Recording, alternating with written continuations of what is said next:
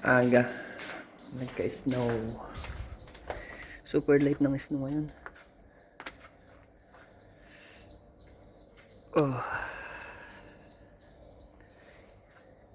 Madalim pa. 7:15 na. Tingin ko ng ano. Walang tao. Pumasok yung mga tao. Mamaya pa mag-uwi yung mga alas 8 for break time. First break time. Ano? Mild lang naman yung snow niya. Mainam pa yung ganito eh. Hindi masyadong malamig. Pangit lang nito pag nalusaw na. Dun lalamig. Ano? So, ito accommodation namin.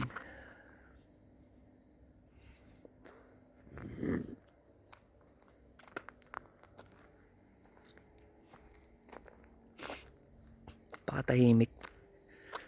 Nasa trabaho lahat ng tao. Ito, kung tawagin Magyar House. Halo dyan Pilipino tsaka Magyar dyan. Doon Vietnam House. Ito phase 2, phase 1. Itong dalawa na to phase 2 na yan.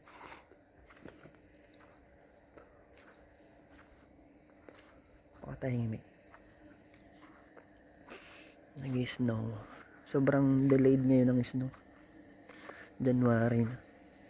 December isang beses. Ay, 2025 isang beses lang. Noong November 22 yata yun. Yun lang yun. Yung snow niya. Ganito lang din. Mas manipis pa nga eh. Mas manipis pa. Hindi namuti ng ganito. Saglit lang. Kahit sa Budapest. Isang beses lang. Super delayed. Kaya yung mga bagong dating ngayon na Pilipino tuwan-tuwa eh. Dami nilang nagsuswimming. Kaya sa ano snow. Ang daming galit na Pilipino rito yung mga nauna. Naiirita silang nakakakita ng mga Pilipino naghuhubo at nagsuswimming sa snow. Sabagay hindi natin mapipigilan, kagustuhan nila yun. Kahit sabihin na nating nakakaya sa mga ibang lahi nakakakita sa main street yan, sa social media. Pilipino hindi mo pwedeng pagbawalan, kaligayahan nila yan. Para sa Pinas yun eh. Kung hindi mo talaga trip nung makita, wag mo nang panoorin. Parang ganun na lang ang remedy nun eh. So ayan, pinakita ko lang na may snow dito sa area namin.